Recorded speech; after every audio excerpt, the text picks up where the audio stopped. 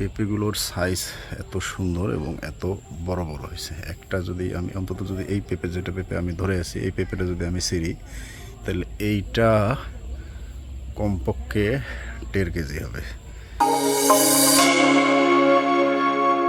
আসসালামু আলাইকুম। এটা যেটা দেখাচ্ছি সেটা আমার বাগানেরই একটা হলো পেঁপে গাছ। গাছটা মোটামুটি অনেক ইতিমধ্যে অনেক হলো বড় হয়ে গেছে এবং এখানে যে পেঁপেগুলো দেখতেছেন এটার এই যে মোটামুটি পেঁপের যে সাইজগুলো এই সাইজগুলো এত সুন্দর এবং এত বড় হওয়ার কিছু কারণ আছে। কারণটা হচ্ছে এইখানে পেঁপেতে হলো যে 2-3টা করে, এই যে এইখানে একটা ছিল, এখানে একটা ছিল, আবার এইটাতে যদি দেখাই এটাতে একটা ছিল, এইটাতে একটা ছিল, এরকম ওই যে উপরেও তাই এরকম আছে। এই কারণে এই পেঁপেগুলোর সাইজ এত সুন্দর এবং এত বড় বড় হয়েছে। একটা যদি আমি অন্তত যদি এই পেঁপে যেটা পেঁপে আমি ধরে আছি এই পেঁপেটা যদি আমি ছিঁড়ি তাহলে এইটা কমপক্ষে 1.5 কেজি হবে। এর সাইটের এটাও তাই, এটা ওরকম হবে 1 কেজির মতো। এগুলো তো ওরকম সাইজ হবে এগুলো, এই যে মোটামুটি। তার মানে হচ্ছে পেঁপের যদি আমরা হলো একটা বোটায় যদি একাধিক পেঁপে না রাখি, যদি একটা পেঁপে রাখা হয় তাহলে সেই পেঁপেটার সাইজ এবং পেঁপেটা শেপটাও অনেক সুন্দর হয় এবং এগুলো অনেক বড় বড় হয়, ওজনও বড় হয়।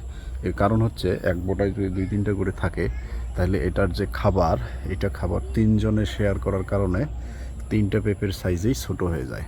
আর একটা বোটায় যদি একটা থাকে তাহলে এটার গোড়ায় আমরা যে পরিমাণ পেঁপে গাছে খাবার দিই তাহলে সেই খাবারটা সে যদি একাই খায় তাহলে হলো সে পেঁপেটা অনেক বড় হয়ে যায়। এটা হচ্ছে প্রমাণিত। আমি হলো এর আগেও এটা বলেছি এবং হলো আরও একটা গাছে ঠিক এই কাজটা করেছিলাম, সেখানেও আমি দেখাইছি এবং এই গাছটাতেও একই কাজ করে আমি এটা দেখলাম যে এটা আসলেই পরীক্ষিত এবং এটা হলো সত্য। এটা আপনারা এটা করতে পারেন।